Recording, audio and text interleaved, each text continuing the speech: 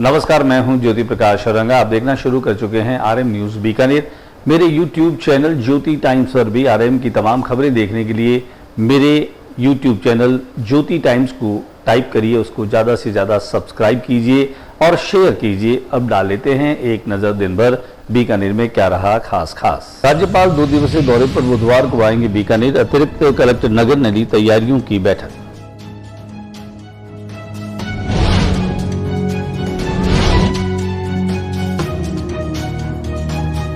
अतिक्रमण के विरोध में दशनाम समाज के लोगों ने किया प्रदर्शन।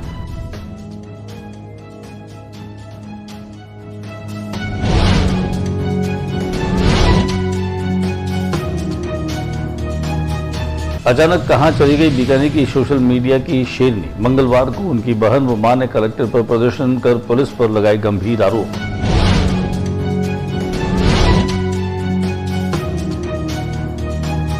छात्र संघ चुनाव बहाली को लेकर छात्र क्रांति पदयात्रा बीकानेर पहुंची। बीकानेर पहुंचने पर छात्र नेताओं ने किया स्वागत।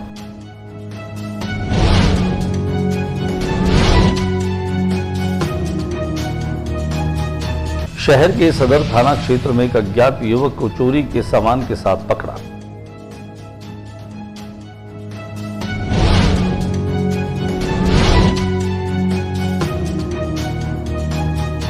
ब्रह्म बगीचा स्थित महादेव मंदिर में रुद्राभिषेक किया गया। महादेव से प्रार्थना की कि बीकानेर के तीरंदाज श्याम सुंदर स्वामी पैरा ओलंपिक में निशाना लगाकर भारत को दिलाए पदक। जन्माष्टमी के मौके पर शहर के हर मंदिर गली मोहल्ले में सजाई गई जन्माष्टमी।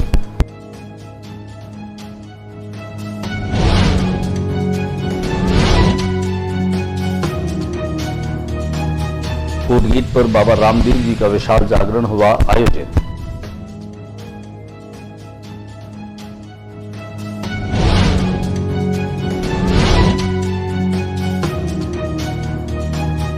पवनपुरी क्षेत्र में आशीष कोठारी के निवास पर भी सजी मनोरम झांकियां।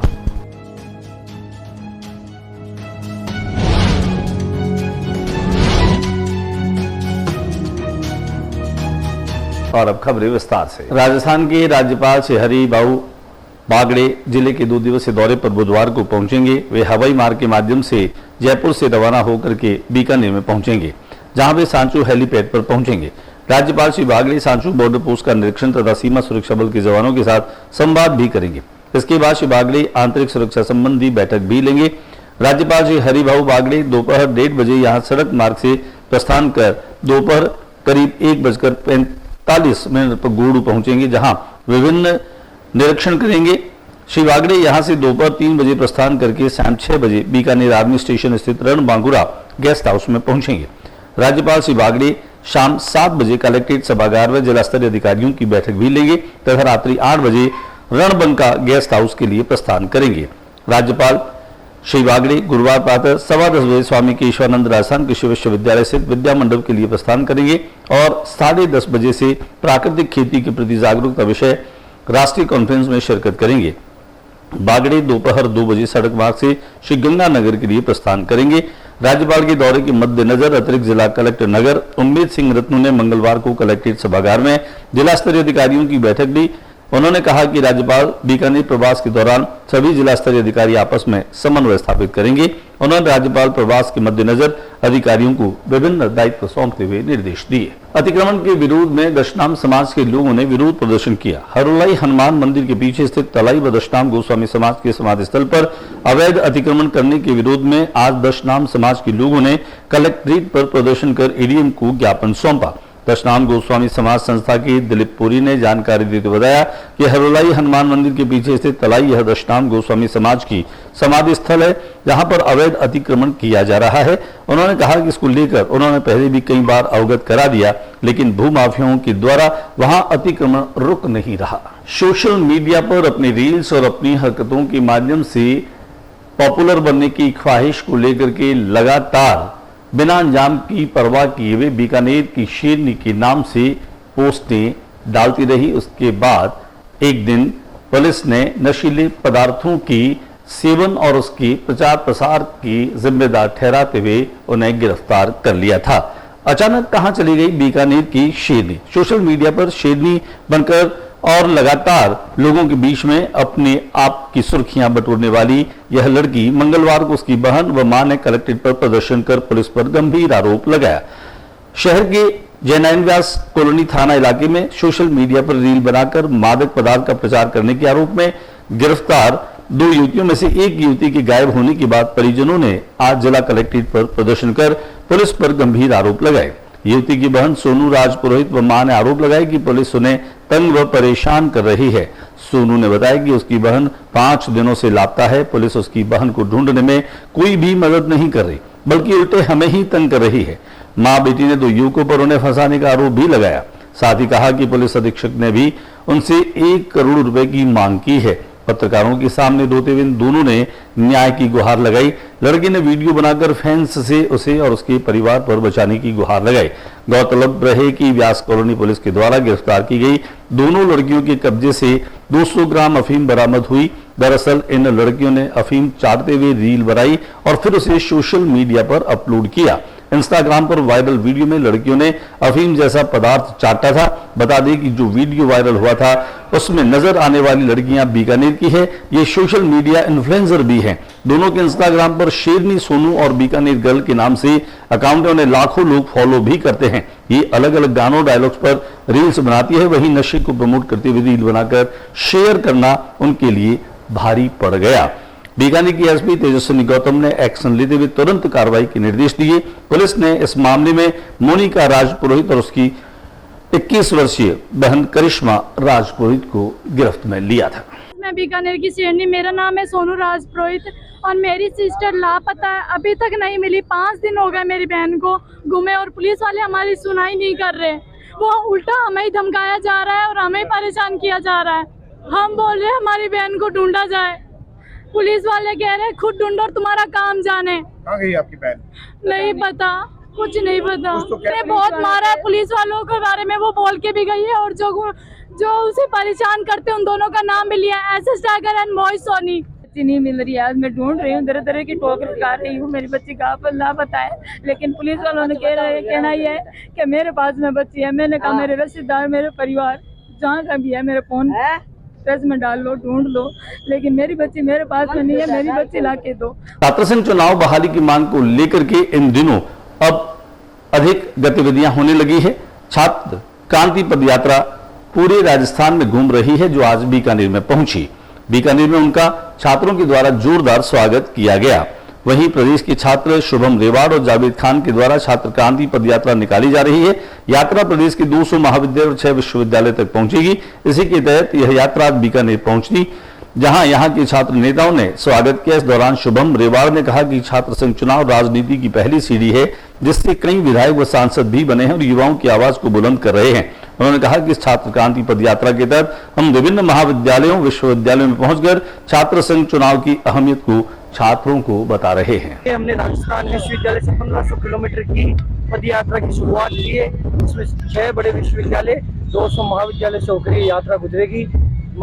यात्रा का महत्वपूर्ण जो हिस्सा है वो है छात्र संघ चुनाव की बहाली को लेकर प्रत्येक विद्यार्थी का पहुंचना और छात्र संघ चुनाव की अहमियत को लेकर ये यात्रा की शुरुआत की गई है। बीकानेर शहर के सदर थाना क्षेत्र में एक युवक को चोरी के सामान के साथ में पकड़ा। शहर के सदर थाना इलाके में एक अज्ञात युवक को चोरी के सामान के साथ पकड़ा है, जिसे सदर थाना पुलिस के हवाले कर दिया गया। बताया जा रहा है कि जूनागढ़ के सामने बने पर्यटन पुलिस पूछताछ केंद्र के पीछे एक अज्ञात युवक बोरे में कुछ सामान छुपाकर भागने का प्रयास कर रहा था कि इस दौरान यहां मौजूद पर्यटन पुलिस सहायता केंद्र के जवानों ने उसे पकड़ दिया और उसके बोरे की चेकिंग की तो पाया सामान बोरे में छिपा रखा था। पता चला कि इस युवक केंद्र के पीछे बनी दुकानों से लोहे का सामान चुराकर भागने की फिराक में था, जिसे केंद्र के जवानों ने पकड़कर सदर पुलिस के हवाले कर दिया। बीकानेर के अंतर्राष्ट्रीय तीरंदाज इन दिनों भारत का प्रतिनिधित्व कर रहे हैं। पेरिस के ओलंपिक खेलों में पैरा ओलंपिक खेलों में तीरंदाजी टीम का हिस्सा बने श्याम सुंदर के लिए पदक की प्रार्थना करने के लिए ब्रह्म बगीचा में आज रुद्राभिषेक का आयोजन रखा गया। भारतीय तीरंदाजी टीम के कोच और श्याम सुंदर स्वामी के कोच अनिल जोशी के नेतृत्व में यह रुद्राभिषेक किया गया था, जिसमें बड़ी संख्या में तीरंदाजों ने हिस्सा लिया और महादेव से प्रार्थना की कि श्याम सुंदर जो है वो भारत के लिए पदक जीत करके लाए। होने जा रहा है और जिसमें बीकानेर का बेटा श्याम सुंदर स्वामी भारत का प्रतिनिधित्व करेगा। हम सबके लिए बहुत ही गौरव की बात है, क्योंकि विश्व के सबसे बड़े खेल मंचों पर बीकानेर का युवा तीरंदाज जब रिप्रेजेंट करेगा तो पूरा शहर गौरवान्वित होगा। और उसी के चलते आज श्याम सुंदर पेरिस में पदक पर निशाना लगाए, इसके लिए बीकानेर के तीरंदाजों के द्वारा, बीकानेर के राजनीतिक, सामाजिक और सांस्कृतिक क्षेत्रों से जुड़े, आध्यात्मिक क्षेत्रों से जुड़े लोगों के द्वारा आज महादेव का रुद्राभिषेक का आयोजन शुरू किया जा रहा है।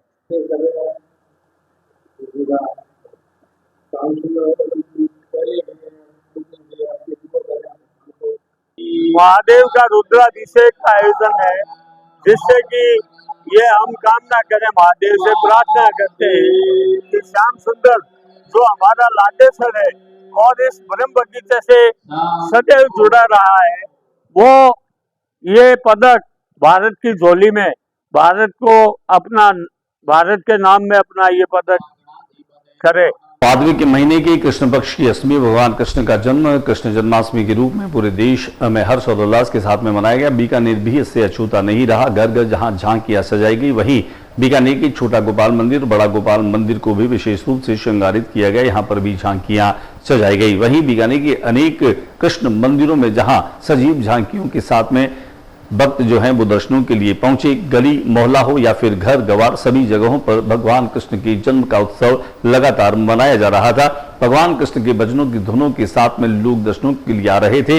वहीं छोटे छोटे बच्चे जो हैं वो कृष्ण रूप में लोगों को रिझा रहे थे। कुल मिलाकर के बीकानेर का माहौल देखते ही बन रहा था। हमारे कैमरा प्रतिनिधि शंकर सारस्वत ने तमाम शहर में इस तरह की झांकियों को अपने कैमरे में कैद किया। दिखाते हैं हम आपको इन मनोरम झांकियों की वो तस्वीरें और वीडियो, जिनमें खासतौर से भगवान कृष्ण के जन्म को लेकर उत्साह और उमंग के साथ में लोगों ने अपने मन की भक्ति भावों को प्रकट किया।